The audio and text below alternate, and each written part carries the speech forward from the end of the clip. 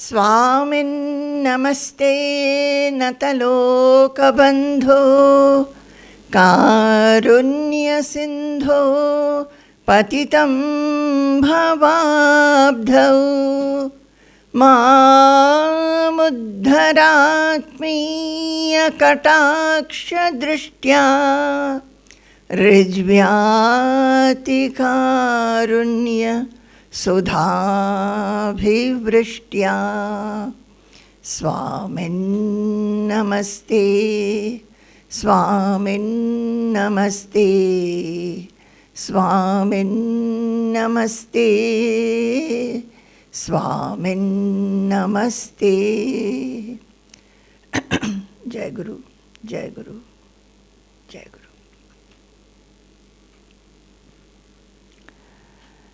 So, my topic is how to attain a calm and stable mind based on Bhagavad Gita. So, before coming, whenever I come for a lecture, if Swamiji is around, I go and do pranam and take his blessings and come. So I had gone. Swamiji is at his computer, laptop. So he said that, what is your topic? I told. He said, oh, you are speaking on Bhagavad Gita. So I said, yes. Generally I, for a long time, not talking on Bhagavad Gita much. I would be talking on Vivek Chudamani or Bhagavatam. But I tell you, although I have not been speaking Bhagavad Gita much, only here and there some slokas I would be taking.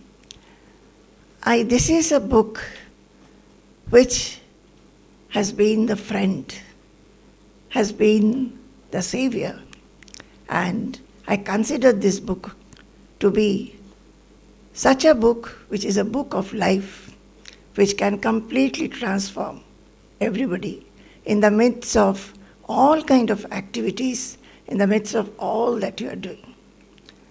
So, I think this topic is very, very relevant, and this is what Bhagavad Gita is teaching. How to attain a calm and stable mind in the midst of your day-to-day life. Now, you all know, or maybe some of you may not know, so I'll just say in brief what is Bhagavad Gita, that the Pandavas and Kauravas, they fought the Mahabharata Yuddha. That is a battle.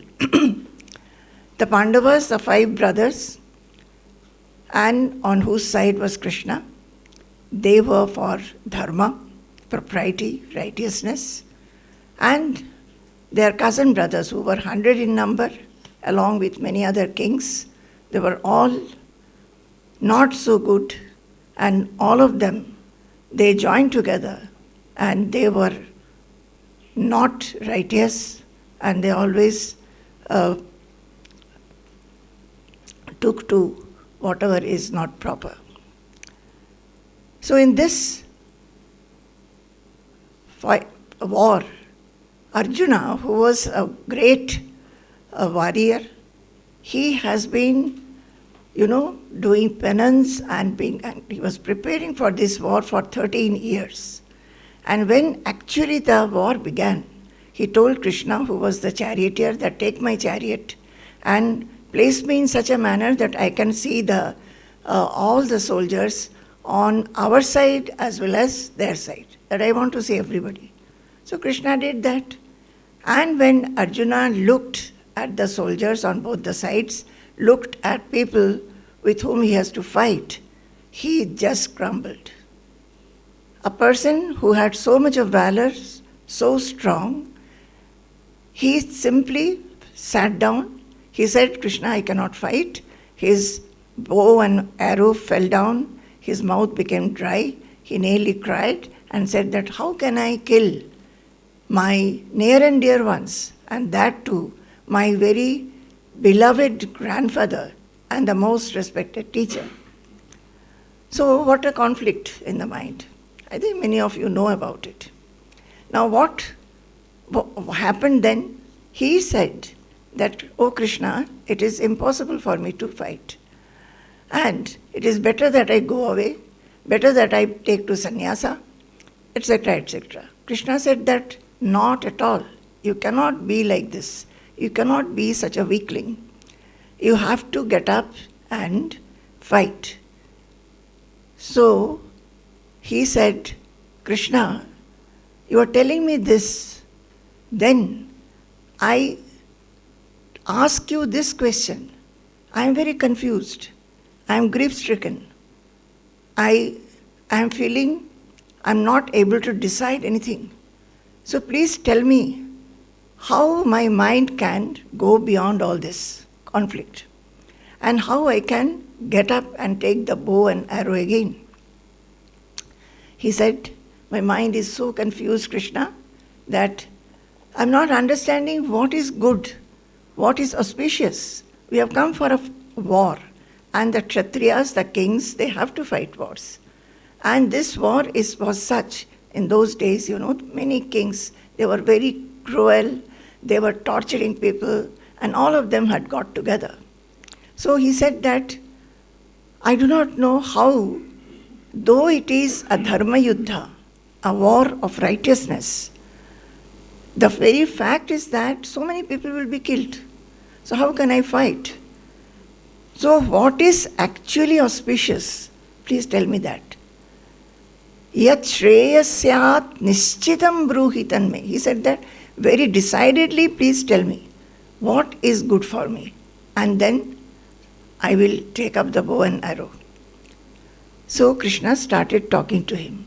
In a very short time, whatever Bhagavad Gita Krishna had told Arjuna, and from that very one sentence that please tell me what is right for me, all the 700 verses came up. And in between, whenever Arjuna was not understanding, he was asking more and more questions. Ultimately, what was it? Ultimately, Arjuna said that, yes, I have understood.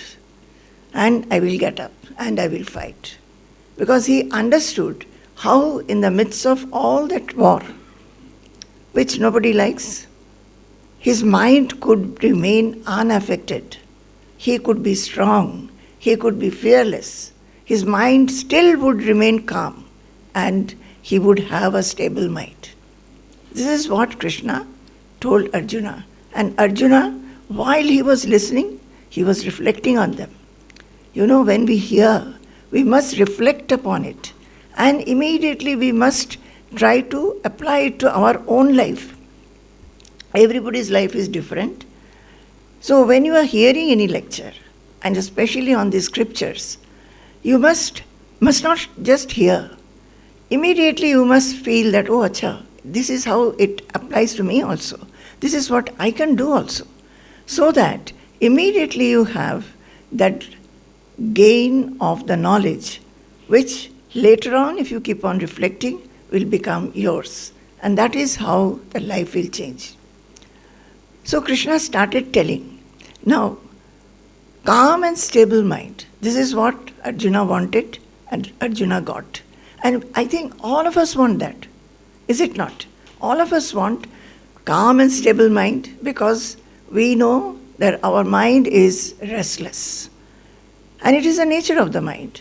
Nature of the mind is to think.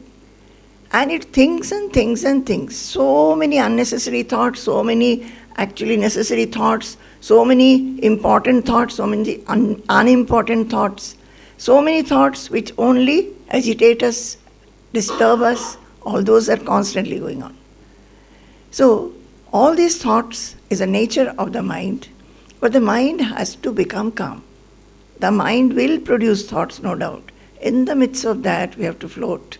We have to remain calm. We should not be affected by those thoughts.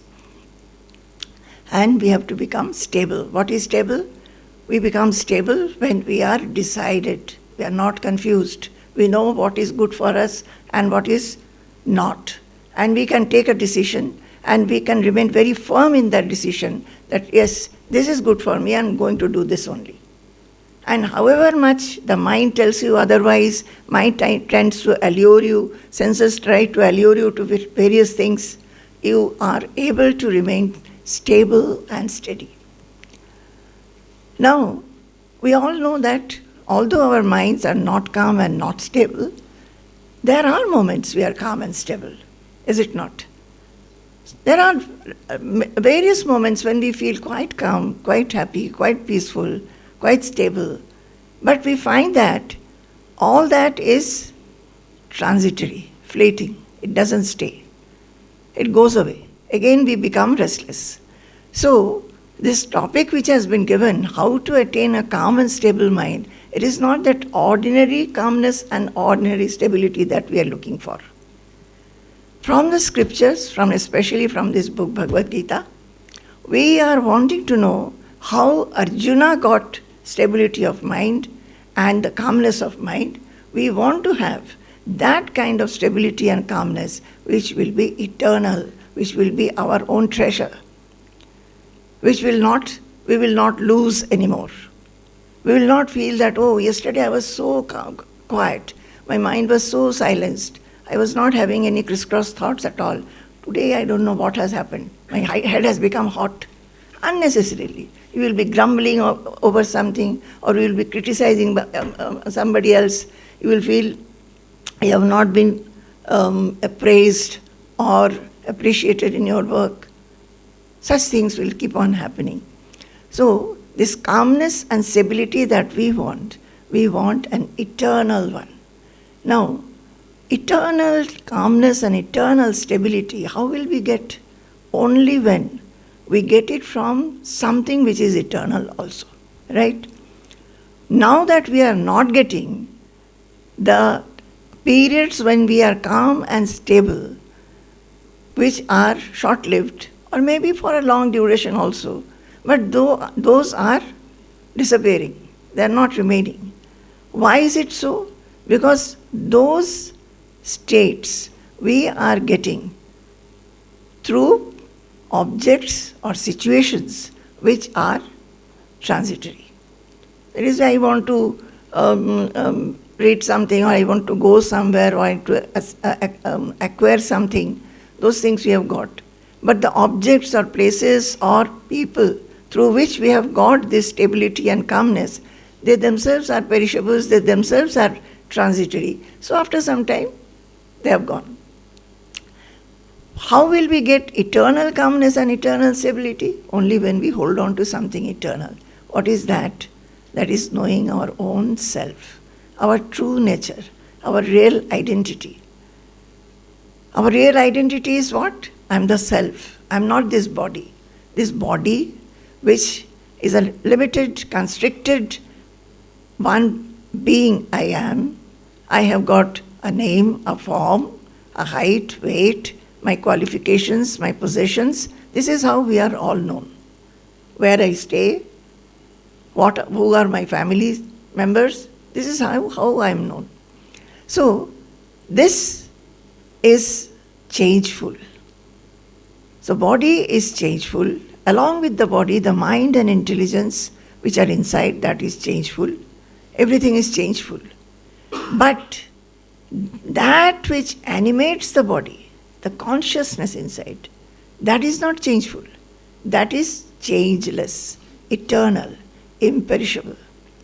Nothing happens to it. That always remains the same. And that is the witness. That is the observer of the body, mind and intelligence. I'll explain a little more. That is, I am actually seeing my body along with my mind and intelligence.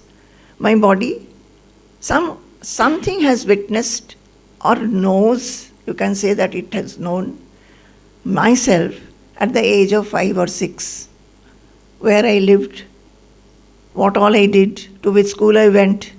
The same observer or witness, if I look back, somebody is saying, something is telling me that at the age of 10 or 15 where I was, what all happened. Similarly, 25 years of age, 35, 45, to this age, whatever it is. Do you get me? That is, something is there, one knower. Something has known. And if I look back, something is telling me the changes which my body has gone through. Similarly, the changes my mind has gone through. Mind, when I was young, it was very playful. or whatever it was. After some time the mind grew, it became mature, the likes and dislikes changed, and to whatever age one is, it has changed a lot. Similarly, the intelligence also, it has got lot of changes. We can decide now. Earlier when we were young, we could not decide. Our parents had to decide for us what we will wear, what will we eat, where we will go, which school we will go to. All these things were decided by somebody else. But as we grew up, we have changed. The buddhi or the intelligence has changed. Now, who is telling this? Something is telling.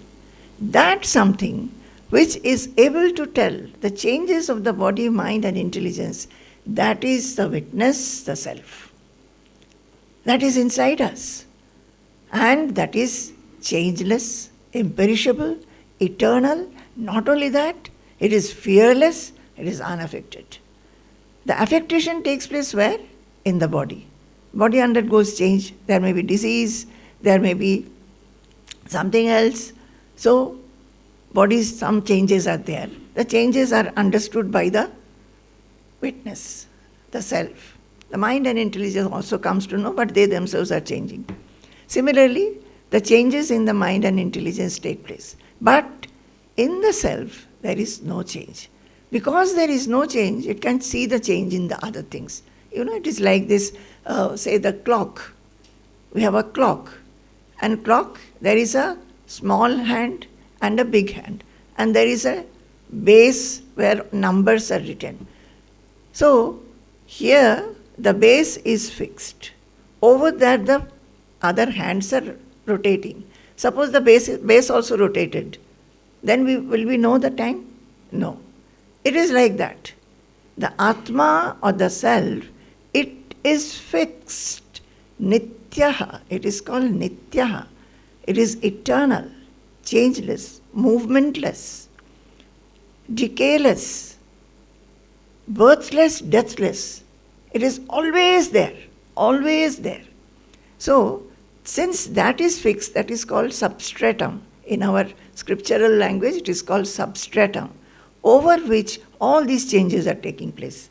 Taking place means the whole world is changing. The whole world is full of variety, constantly changing, including our body, mind and intelligence. So our body, mind and intelligence is part of the world, and that is also changing. Is it clear?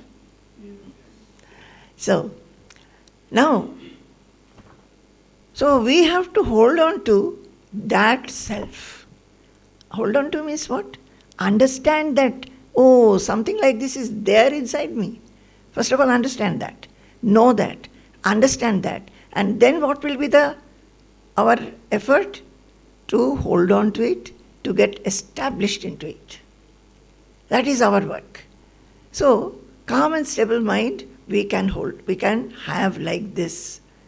Now, this Krishna, he is telling Arjuna in the Bhagavad Gita, my dear children, this Bhagavad Gita I write in the beginning said that it is a very beautiful book.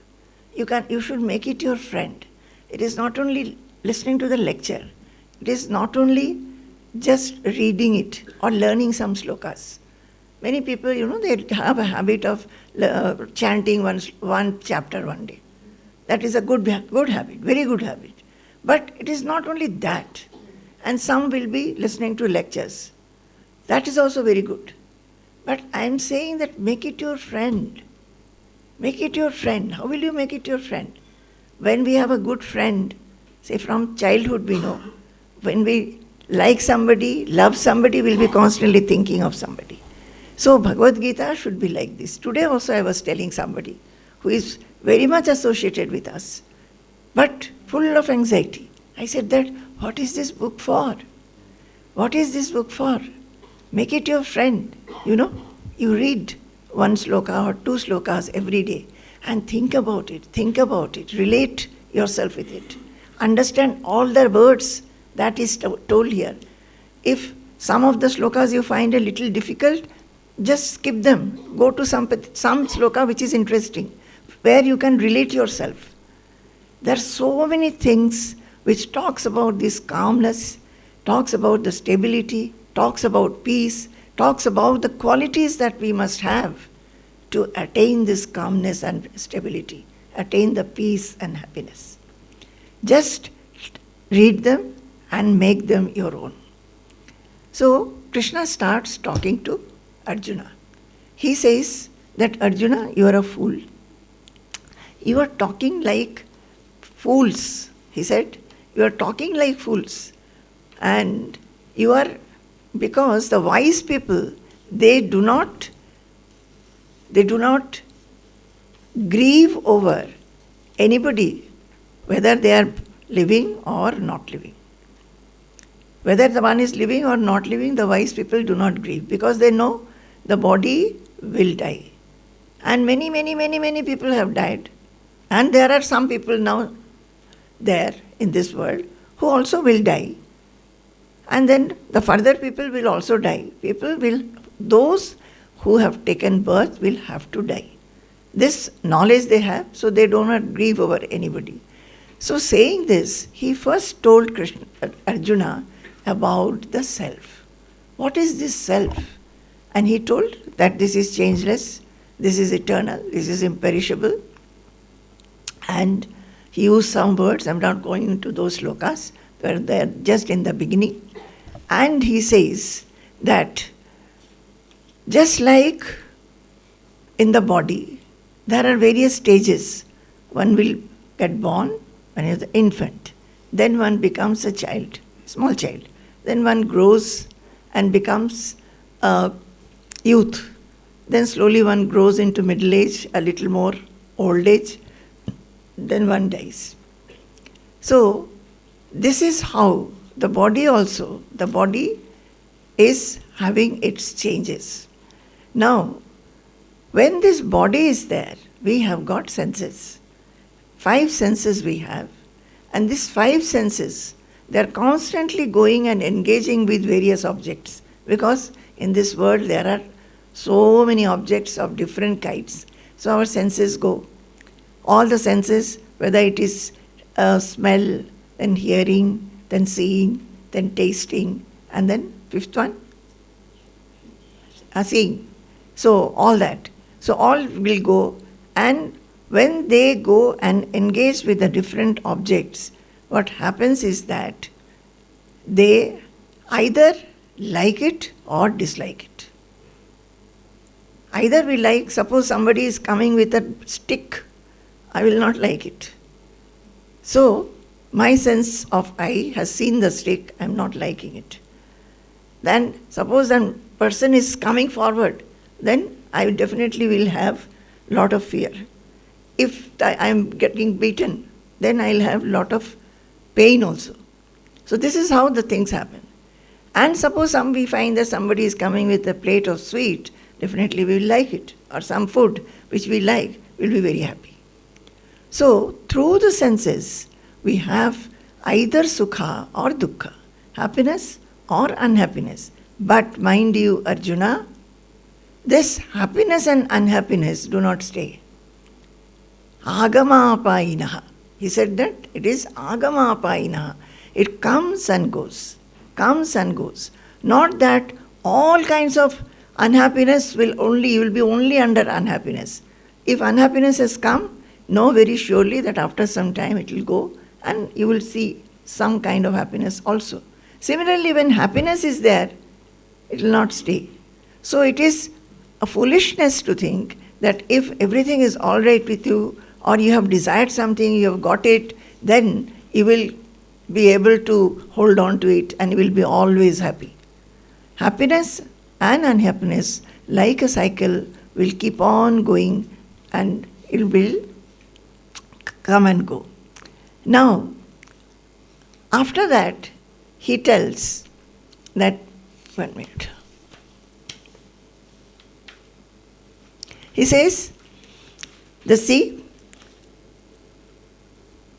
this self which is there, this self is everywhere.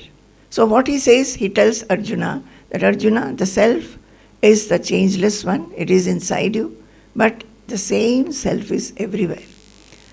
Slowly, he tells him that, Arjuna, you have to be, if I have told you that Sukha and dukkha will be coming and going, in a cycle it will go. To remain stable, to remain calm, and to remain unaffected, what you have to do is that you have to take to Samatva. That is, understand that develop this evenness of the mind. That is, your attitude towards Sukha and dukkha should be the same. He said that. He said, Traigunya Vishaya Veda Nistraigunya Bhavarjuna Nirdvandvo Nitya Sattvastho Niryogakshema Atmavan. He said that, Arjuna, you understand that there are three gunas, you are under the sway of three gunas, but you remain above the pairs of opposites. In life there will be always pairs of opposites. That is profit and loss, good and bad, happiness, unhappiness. All these things will keep on coming to you. So, you should be even to them. What happens to us? When we get something good, we are very happy. What we like, we are very happy. If we dislike, we are unhappy. This is what is our life. So, we are constantly getting affected by this Sukha and dukkha. These five senses, wherever it goes, wherever it engages, ultimately because of our likes and dislikes, either it will be something which we like or it will be something which we dislike. What will happen? So we either have got happiness or unhappiness. So these two will be with us. These two senses we will have. So Arjuna was told by Krishna that, Arjuna, you have to be same in Sukha and dukkha, in profit and loss, in victory and failure. All these things you must develop. Why did he tell? Because he has to kill. He has to kill. So he has to understand when he is killing his grandfather, the grief that he will go through. How will he bear that? So he is being taught by Krishna that have an even attitude towards victory, or towards success and failure, towards Sukha and dukkha. So like this, when Krishna was telling, Arjuna asks him that, can you tell me, Krishna, how to have, what does it mean by a calm mind, by a stable mind? Now what is this mind? The mind also Krishna has defined like this. You know, our mind, always it is having crisscross thoughts and unbridled thoughts. It's not bridled. We cannot even control. Even if you try to control, you will find that after some time, it is thinking something which you do not want to think. Imagining something, it is becoming anxious. Imagining some things, it is becoming fearful. So the mind is like that. So the mind is having unbridled thoughts, and these unbridled thoughts end with what? Only with death. Only when the body falls, this thought process will leave us. So the nature is like this. And then the mind also constantly looks forward to gratifying desires. Constantly we are looking forward to having some happiness by getting something. It may be anything. We are constantly looking for that. But fools as we are, we do not understand that when we are looking for something, some happiness from some object, that object will pass away. Our happiness will not remain. So, Krishna is telling Arjuna one shloka. You know, it is very, very important shloka. He says that yehi samsparshaja bhoga dukkha yonaya evate adyantavantah kaunteya nateshu ramate buddha. He says,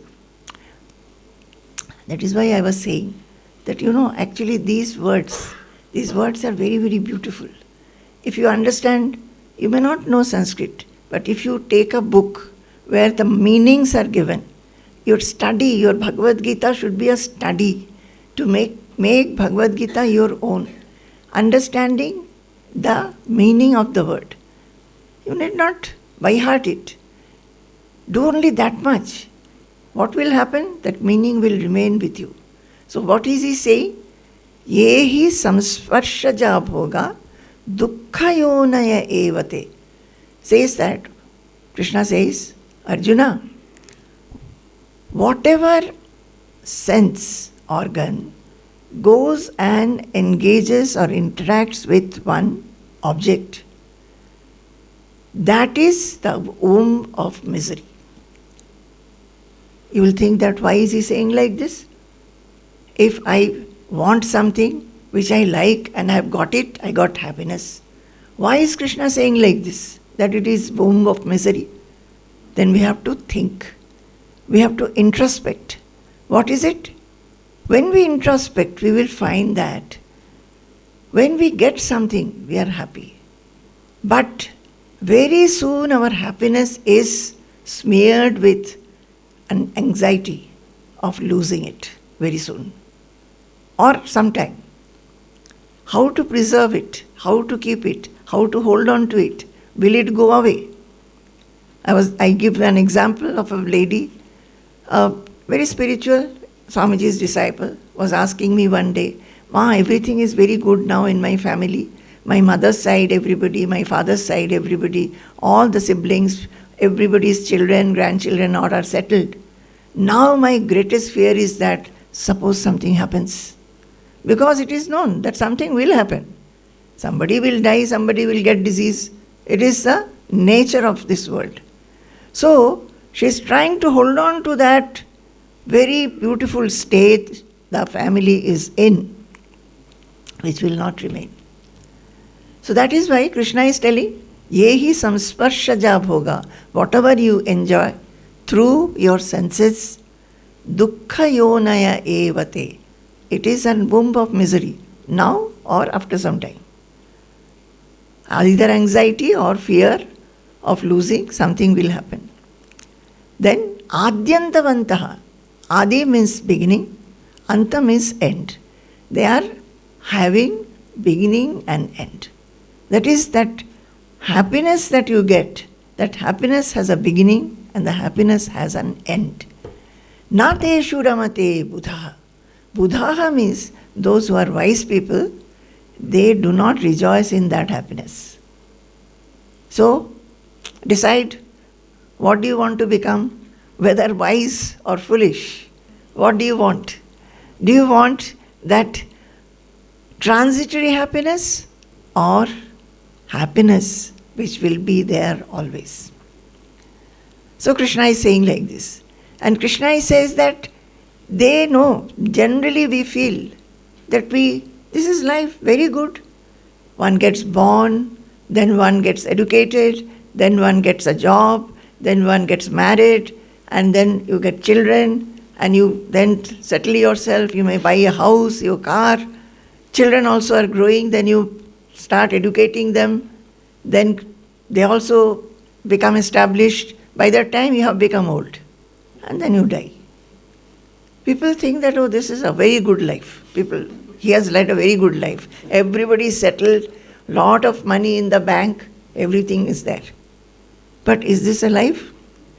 How many afflictions, how many anxieties, how many tensions one has gone through? So, any wise person should think that, can my life be like this? That whatever happens, I am not affected. I understand what this life is for. Is there a higher purpose for this life? Or is the life to be led like this only? Crying and worrying and being anxious. You know, people are anxious. My daughter is not getting married. Here itself 2-3 people told us, daughter is not getting married, daughter is not getting married. Daughter is not getting married. So let the daughter become anxious. Mother, she is so anxious that her blood pressure is going away, going high. It's very interesting actually, very, very interesting, because we don't think, we should think. And that is why in this Vedanta, it is called vichara or viveka or introspection and discrimination. We have to use our intelligence to understand what is happening in the mind. And then intelligence should be enlightened. By what? Intelligence will be enlightened by the knowledge of the self. That there is something which does not change at all, which remains unaffected, which is absolutely eternal, not movable. So we should hold on to that. Holding on is like that, suppose there is a very big tree, and there is a big storm. So with fear, first you go and climb the tree and go into the branches. What will happen? With the wind, the branches will swing like this and that, and you will feel frightened. Suppose you were wise enough and held on to the trunk, then the trunk will not move. So we have to hold on to that trunk. That trunk is the self, the real identity, our own Atma.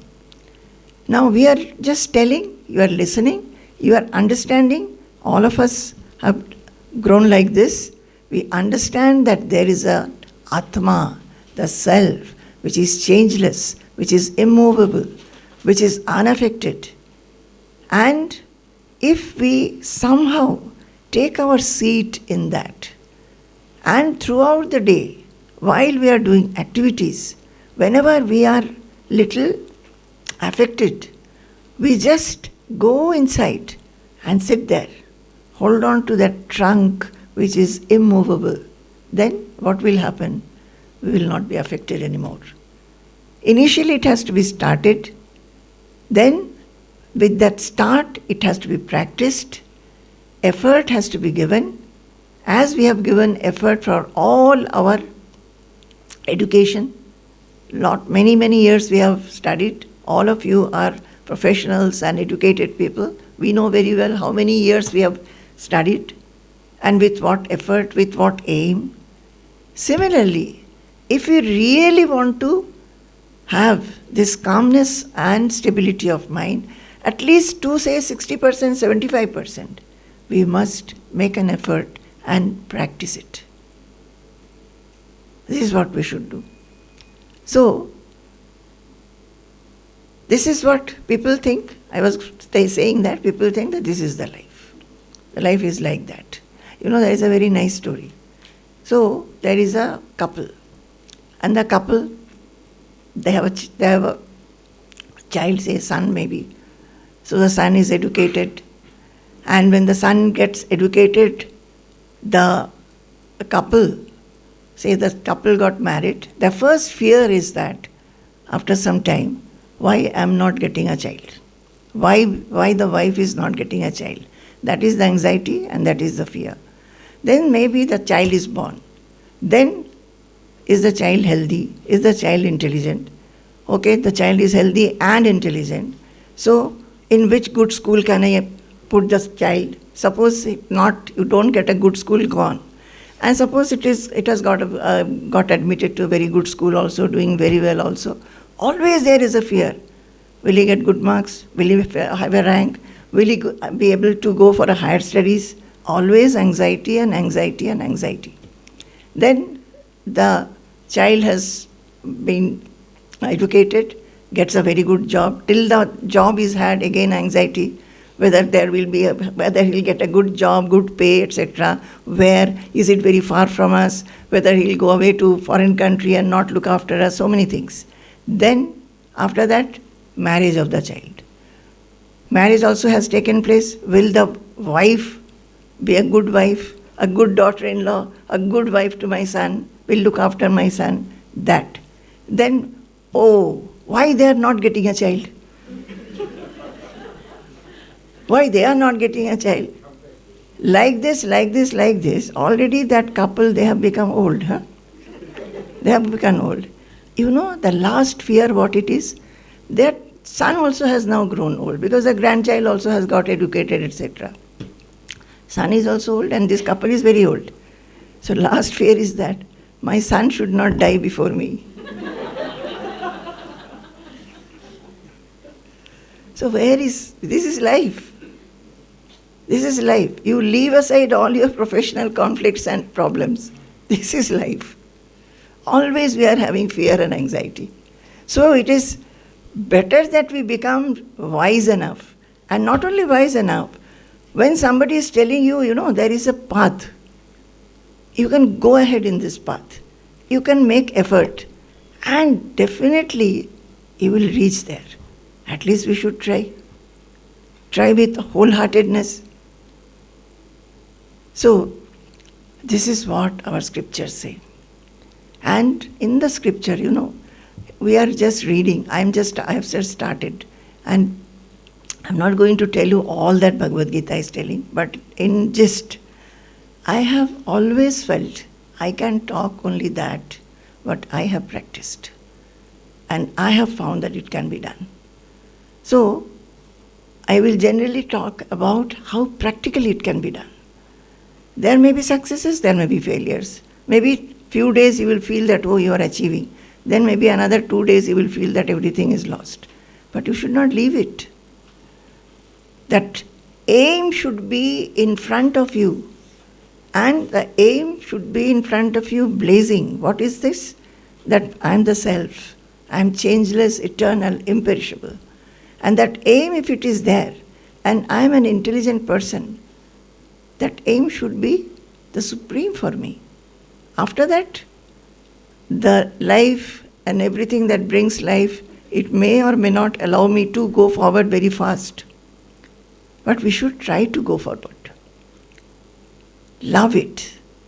This is what I should say. Love that aim itself. Do you get me? Will you love? Do you understand what beautiful thing the scriptures, and because of the scriptures we are telling you, what beautiful thing is there in our life which we can just take in our hands and go forward. So, he says that about the mind, Krishna was saying, he says that the mind thinks like this, all kinds of unnecessary things. Today I have gained this, today I have got this much money, or today I have got this, people appreciated me, my prestige, this, that. And tomorrow I will get this, tomorrow I will do this. So always it is thinking and planning of things which are unnecessary and which are fleeting.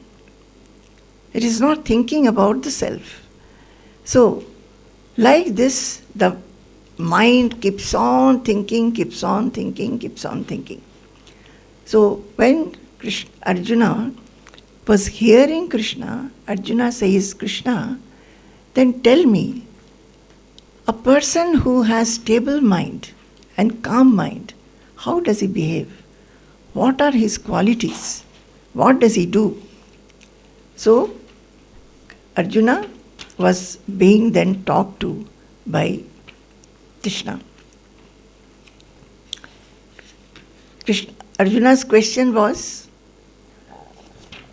Sthitaprajnasya ka bhasha samadhisthasya keshava sitadhihi kim prabhasheta kim asita brajeta kim. Why I am telling you this? We are taking this point. Calm mind and stable mind. What has Krishna told us? Let us see what he has told Arjuna, so that Arjuna could become stable and calm in no time. So he says that, please, Keshava, please tell me, what is this stable consciousness? It is when you remain absorbed, it may be in meditation. Also, always we cannot be in meditation. We may try to have meditation, do meditation. But other times when we are active, and most of the time we are active, our meditational time, or say if we are having some spiritual routine of reading, listening, contemplating, chanting, how long we can do it? Maybe maximum 1 hour, 2 hours. Rest of the time, what are we? Active. Absolutely active. So he is asking not only then, even when in activity, what is the stable intelligence a man who has stable intelligence, who knows what is right for me and takes a resolve that this is what I want to do. I have decided. I am not confused. I don't have any doubt. To have that kind of an intelligence. Many times we are not able to decide. Even for small things we are not able to decide. We'll ask one person, then another person, and keep on asking, not take a decision. And he said, how does he talk and how does he walk about? This was his question. So, this is the second chapter. It is called, this portion is called Sthitaprajna Darshanam. That is, how does a person with calm and stable mind, they behave. Why are we reading that? Because we want to become like that. In our scriptures it is said, Yani eva sthitaprajnasya lakshanani tani eva sadhanani. What does it mean? Whatever are the qualities of a sthitaprajna, that is a person who is unaffected, who is stable, who is calm, whatever are his qualities and behavior, that should be our aim. Right? That should be our aim. Because we are seeing one person like this, the thought should be, oh, he is like this, can I also become like this? And that is why I was saying that this book is a friend. I started my spiritual journey very young, 23 years. And then Bhagavad Gita I started. Bhagavad Gita was there in the house. My father, my grandmother, they used to read. But I had not taken up Bhagavad Gita till that time. So I started reading. And this is the second chapter. So first chapter, and this is the end of second chapter. So when I came in this, I found I'll read those slokas. I felt that, oh my goodness, such a state can be there. One can become calm. Because we are always finding that mind is not calm. Mind is restless. However much we want to bring it and make it our slave, make the mind think what we want to think, after some time you will find, even while studying as a students when we are studying, sometimes you will find the mind has gone away somewhere. So, how do you control the mind? How do you restrain the mind? So, Krishna started replying. What does he reply? He says, Prajahati yada kaman sarvan partha manogatan atmanyevatmana tushtaha sita pratyas tadochyate. He said that, oh, Partha, Arjuna had lot of names. So Krishna would call Arjuna by various names. So one name is Partha. He said, oh Partha, when one rejects, removes all the desires of the mind, all kinds of desires in the mind, and remains contented, atmanyevatmana tushtaha, prajahati yada sarvan kaman, all kinds of desires you remove in the mind, and atmani eva atmana tushtaha, you remain satisfied and contented in your own mind by yourself. You don't understand anything. Something very new, right? Can it be done? So, you are nodding when I'm asking, you are saying, I did not think like this. I said, can it be done? Oh, how can it be done? Who will now tell me how it is to be done? You understand? That should be the way. When we read this, which is actually a transformation of our personality. What is our personality now? Weak, crying, doubtful, fearful, getting afflicted, getting affected, always feeling that as if there is indecision and confusion in the mind. We do not want to be like this. We want to be strong, unaffected, fearless, confident, full of hope.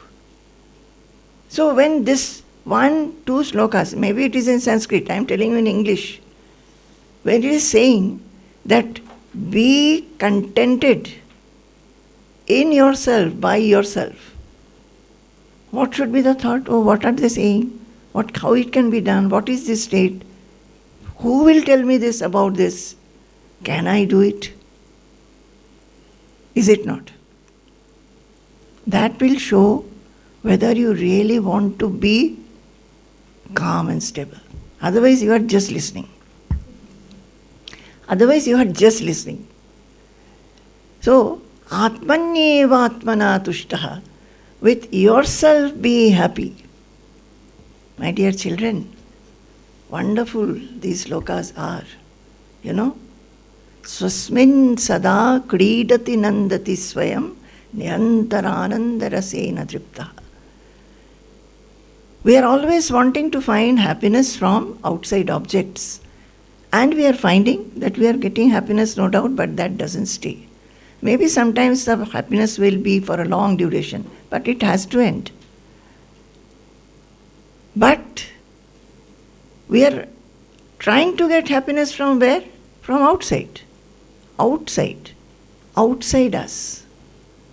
We don't think and look into ourselves and try to find happiness. Is there anything by which I can be happy about? So our scriptures are telling that there is something in you. There is the self. And swasmin sada, if you go inside you, you will find there is a fountain of joy. And that joy is yours. It doesn't depend upon any object. It is there. And it is coming out like a fountain. Only because we don't look inside us, we do not know about it. First of all, nobody tells us. When we are young, when we are children, nobody has told us. Nobody has taught us in the school, college, university, higher centers, in our profession, in our houses. Nobody has told. There are very few who are very fortunate, whose parents also know, and they must have told their children.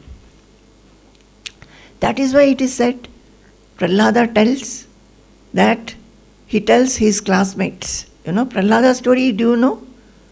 Prahlada's story. That story I will not tell. I will tell what Prahlada told. Prahlada is a small young boy. He is a Hari Bhakta. Bhakta of Lord Hari. So, he was put into school. His father was an Asura, Rakshasa. Very, very cruel. And doing all kinds of improper things. Torturing people. Killing people. So, Prahlada was a very soft-natured boy, devoted to Lord Hari. So, whenever the class teachers would go out, he would call his classmates, come. You know what they are teaching us? That will give us only short-lived happiness, not permanent happiness. If we want permanent happiness, we must be devoted to Lord Hari and worship him. This is how he used to say.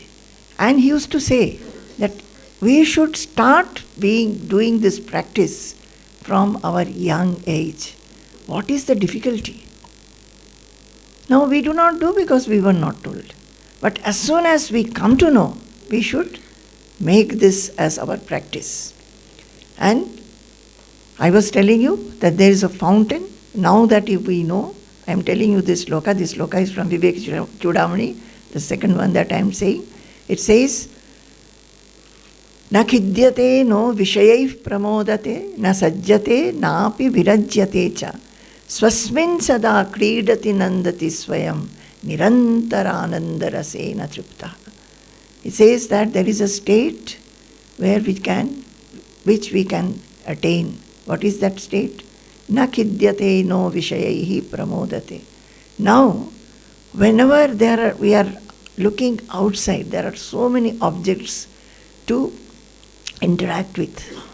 Some of the things we like, we are happy. Some of the things we do not like, we are unhappy. And also we get attached to certain things and we are repelled by certain things. Is it right? This is our condition. And it says that this is the condition of life. But there is a state which is absolutely independent of objects. So there is no question of getting attached or getting repelled. There is no question of being elated or getting depressed. Elated when you get the objects, you get elated. When you become depressed, when you do not get the objects, whatever you wanted. He says that there is a state where no such object is there. And where is that? Inside you, in your Atma. So you sport and rejoice there. Swasmin sada kridati, means be sportful there. Nandati, rejoice there. And where is that? Inside you, swasmin. And how long will it be there, that joyfulness? Sada. Sada means always. Always. Unceasingly it is there. And swasmin sadan kridati nandati swayam nirantara anandarasena triptaha. It is nirantara. Nirantara. That is always anandarasa. Ananda means delight. And it is not just a delight. It is a nectarine delight. Nectarine delight. And nectar is what? Amrita. Immortal. It will not finish. And by that what will happen? You will become contented. Triptaha. Triptaha. Huh? Sanskrit. Number. Vivek Chudamani. I'll tell you tomorrow. So, Nirantaranandarasena triptaha. Triptaha. It's not this triptaha state of something we should look for. We are not triptaha. We are not contented. That is why we have this non-calmness, agitated mind, disturbed mind, dissatisfied mind, afflicted mind, because we are not contented. Whatever we are in, we are not contented by that. We feel that was something else. More than this, something else is there, which will make me more happy. So look for it. Go here, go there. You are not looking for this. Nirantaranandarasena triptaha. So this triptaha is always, ever. So I was telling you about, this. I was telling the example of mothers getting very, very anxious that daughters are not getting married. What the mothers should do is that, what should be their quest and query? That it is true, I am a mother, I am getting very anxious that my daughter is not getting married, because generally it is, a daughter should get married at a particular age. So nothing is happening, I am a little worried, no doubt. But I would like to attain that state where, even though my daughter is not getting married, I will not be affected. You get me? That should be the quest. That should be the desire. If you have to desire that. That let me be unaffected. 536. So, na khidyate na vishay pramodate, 536, okay. Very, very beautiful slokas are there. Do you think this sloka was very good? Na khidyate no vishay pramodate. Are you just nodding your head because I am asking you? Or do you really feel so? I cannot tell you how happy and what thrill I have got when I first came across these slokas. Always felt that, oh, such a thing is there. And one can attain. Who is telling whom? A guru is telling a shishya. Vivek Chudamani is also, just like Bhagavad Gita. Bhagavad Gita, Arjuna is being told by Krishna, and there one guru is telling the shishya. So guru is telling the shishya means why? Why the guru is telling a shishya? Suppose when we have gone to school, our teachers have taught us. Have the teachers taught us just like that? Or they knew that we will be able to learn this subject. A particular concept we will be able to learn. From the class, say kindergarten 1, 2, 3, 4, whatever our teachers have taught, they knew that the child will be able to learn this. So in all these conversational spiritual texts, the Guru who is telling knows that it can be attained. That is why he is telling. So this should be our quest. So when I would read this, I would feel like this. Oh, that means it can be attained. How to attain? How long it will take? What are the actual paths to attain it? That one has to see. It is not like learning in schools and colleges exactly, because where you have a syllabus, you have to give exams and all that. It is just by the word of mouth, and then you have to spend your time to learn, to see, and test you in actual situations in life.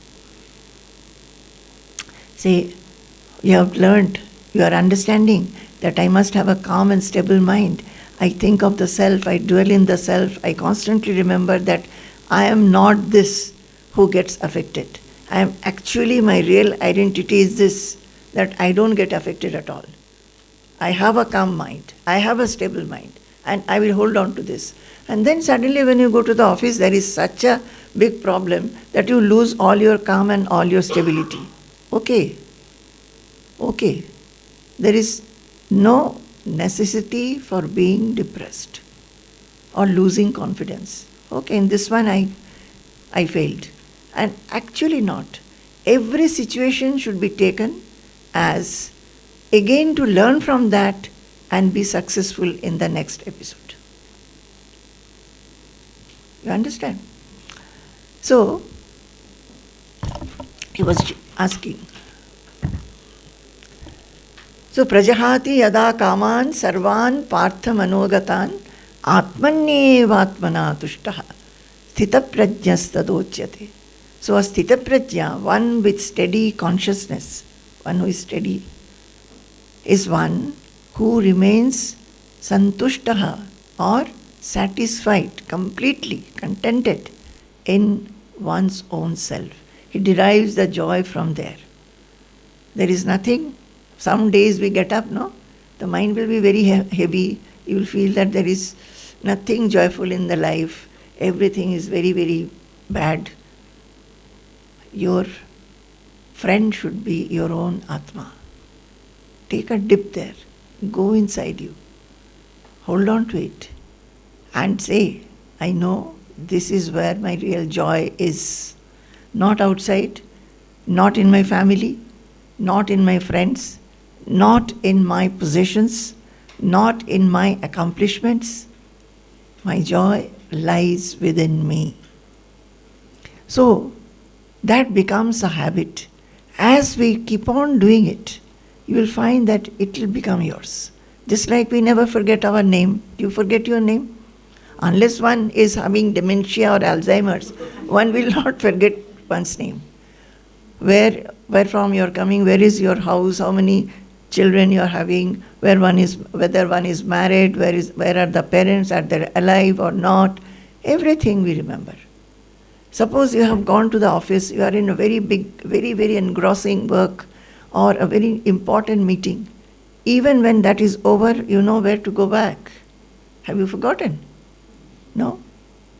Why is it that we forget to look into the Atma, which can give us unaffectedness, which can give us stability, which can give us calmness of mind, which can give us absolute fearlessness. We forget to dwell in that knowledge. But all that I say because we have not practiced. Now if we practice, it will happen. And you all are young, so many youngsters are there, you should try now. Try now. So next sloka is dukkhesh vanudvignamanaha sukheshu vigatasprihaha vita raga bhaya krodhaha sthitadhir muniruchyate. It says that when the mind is smitten by dukkha, mind is not smitten by dukkha. Dukkeshu anudvignamanaha. When dukkha comes, how much we become disturbed, afflicted. But there can be a state where even if dukkha comes, you can float in that. You will not, dukkha has come, maybe you will shed tears, but you will not get drowned. There are people who remain days and days and days in their sorrow. They just don't want to get out of that. So this is dukkeshu anidvigna manaha, not smitten by dukkha. And sukheshu vigata spriyaha. Particularly they are not inviting that I must have happiness, I must have delight, my days should be very good, happy and delightful. Not like that. If it comes, it is okay. If it is not, it is okay. Whatever comes, it's all right. Maybe some days are very, very dull. Maybe some days are very difficult and problematic. Okay, I'll try to solve it. And maybe some days are very festive, very joyful, very delightful. That is also okay. In both, we remain afloat. Vita raga bhaya krodha. See, these are the shlokas. I told you, these are what a person who has attained the self, who has realized the self, how he behaves. And why are we reading it? Because that is our aim, to become like that, to understand that we can also be like this. Vita raga bhaya krodha sthitadhihi muni ruchyate. Vita raga bhaya krodha. This is one line. This also, I was so excited when I first read it. What is? One goes beyond, one rises above. Ragam is attraction, bhaya is fear, and krodha is anger. All these three we have. We are constantly liking something, getting attracted to something, very simple things, big things and simple things.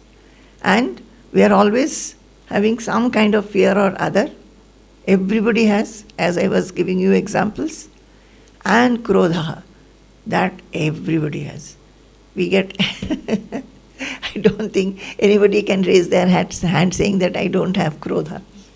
Even if you say that you don't have, you are very strong, you do not have fear and all that, definitely sometime or other you will have. And attractions, definitely you will have attractions for good food. That is the one thing. Good food. Leave aside everything. Even if we know that this food is going to harm us, or a little more quantity if I take, I'll be in trouble. So attraction we are not able to get over.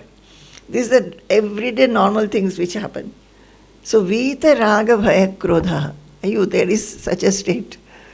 Just imagine, such a state is there.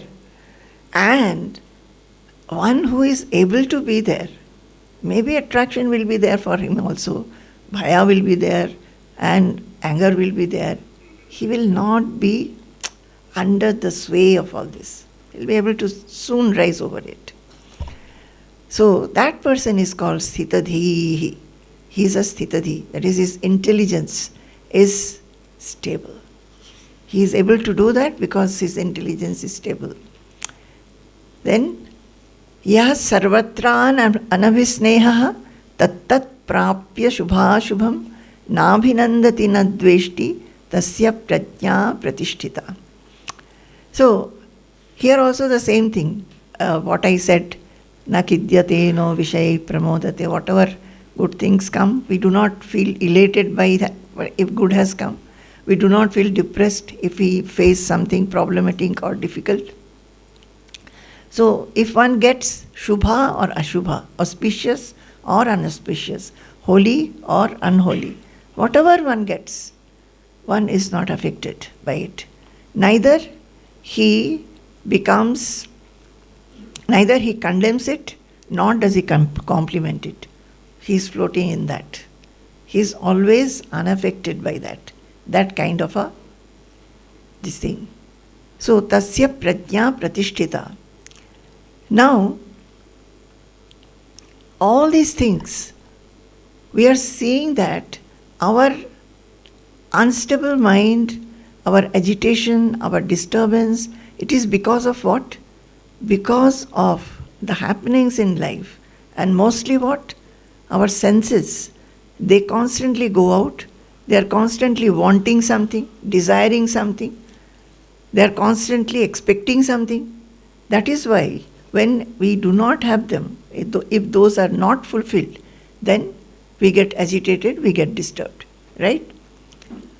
So, Krishna is then telling Arjuna that Arjuna, to be able to be like this, what? Afloat in the midst of all kinds of afflictions or joys, to be able to do that, you have to learn to restrain your senses. Senses. You understand? Sensory restraint has been pointed out as the most pronounced note of spirituality. Say you have come here. See, many do not come. Some few of you have come because you felt an interest to know. Now, maybe you are gaining something. You feel you have a resolve that, oh, something good. My saying again and again that this can be done, this state can be achieved. So I will try. I will try to dwell in this thought of Atma, which is changeless, at least some time of the day. You take a resolve. But you allow your senses to take you to other things. Then, will you be able to do it? No. Now this dwelling in the thought of the self, Atmanyeva Atmana Tushtaha, or Swasmin Sada Kridati Nandati Swayam. You know, this dwelling in this thought, how to do it? How to do it? You will say we are very busy. We don't even have time. We don't have time to read, we don't have time to chant, we don't have time to listen to something. But don't you have the time to yourself when you bathe, when you dress yourself, when you are brushing your teeth, when you are taking food, or you have gone for a walk alone, or when you just go to bed, you have put your head on the pillow before your eyes closes. Are those moments not yours? Then who is hindering you? Who is hindering you? Tell me. You have to think like this. You have to introspect and find out, why is it that you are always saying that I am busy, I am busy, I am busy. If you are busy, are you stopping to take food? Are you stopping to take bath? Are you stopping to wear your dress? Are you stopping to sleep? Maybe sleep you will reduce sometimes. But food and other things, no. Yes. Even if you are in a hurry, suppose somebody has got very sumptuous meal and very something which you are fond of, you will become rather late, but you will finish it. So, we are actually blaming others, blaming the situation, blaming people, blaming everything else and not oneself. Not seeing that I can do it, but I am not doing it. I am lazy. And why are we lazy? Because we are not finding interest. We become lazy for that. That is why I said, grow a love for this path. My dear children, as a mother I tell you, grow a love for this path. This path is to be loved. This path has to be loved. Just like you love many things, know that this is the supreme thing in life, which if you love, it will take you to that auspicious goal where you will have no affliction, no affectation, only delight, only delight. This is what will happen. So, it says that restrain your senses. And the senses, it is very important that we do so. And in doing so, we cannot just restrain. We have to be very intelligent. We have to be very alert. We have to be very attentive to it. Why alert and attentive? Just like for many other things, we are alert and attentive. How we work, how we dress up, where we stay, whether everything is clean or not, whether we are taking good food or not. We give a lot of attention to all those things. So for this also, we have to see whether our senses are taking us away unnecessarily. There are some things which are necessary in life. Nobody is saying that don't do your duties, don't take up responsibilities. You have to take up your duties. You have to look after the house. You have to look after your family. You have to earn money. But you must see where you are doing things unnecessarily and whether your thoughts are petty, whether your thoughts could have been engaged in this, but you have thought something, and wasted your time. So, it says, Yada samharate chayam kurmonganiva sarvashaha indriyani indriyarthebhyaha tasya prajna pratishtita. Just like, if there is a turtle and the turtle's mouth is outside, but when some object comes near, seeing a danger, it just retracts and goes into the shell. So Krishna is telling Arjuna, my dear Arjuna, understand what is not good for you. And if your senses go towards that, be like a turtle and restrain your senses. Restrain your senses. That you have to be very, very careful.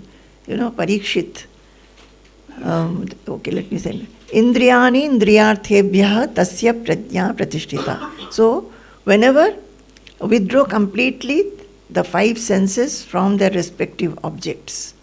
We have 5 senses, so all the 5 senses are engaging and interacting with their respective objects. See that they do not distract you away from your core, away from your lovable object or aim. And it's just like a turtle. So you have to be very careful about that. Restraint of senses. So if you want to have calm and stable mind, this has to be. Do you get it? Fearful, feeling very much, oh, no, we cannot do that. We will not be able to restrain senses. You will be able to do. So many things we do which is not good for us. Good food, we should take nutritious good food. We should do exercises, we should walking, we should sleep at proper time, get up at proper time, we should keep everything clean. Just like we are attentive to all that, we should be attentive to how our thoughts are engaged, whether our thoughts are unnecessary, only distracting our mind, not elevating our mind, not it's going away from our center, from our core, whether it is going away. You have to see that. And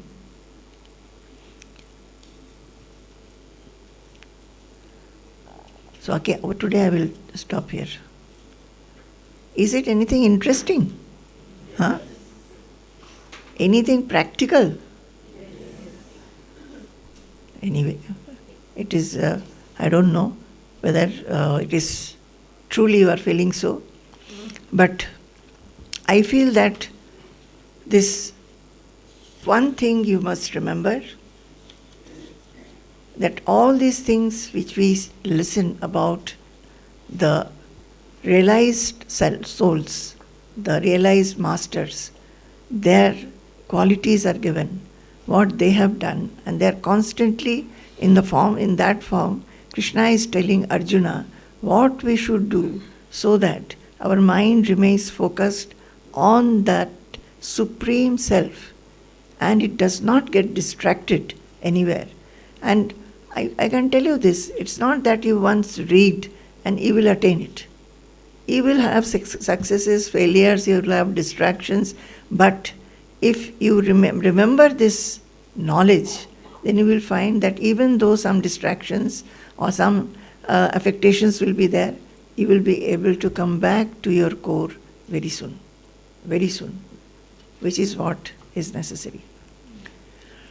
Sampurnam Jagadeva Nandanavanam Sarvepi Kalpadrumaha Gangam Vari Samasta Vari Nivaha पुण्याः समस्ताः क्रियाः वाचः प्राकृतसंस्कृताः श्रुतिशिरो वाराणसी मेदिनी सर्वावस्थितिरस्य वस्तुविषया दृष्टेः परब्रह्मणि सर्वावस्थितिरस्य वस्तुविषया दृष्टेः परब्रह्मणि। जय गुरु।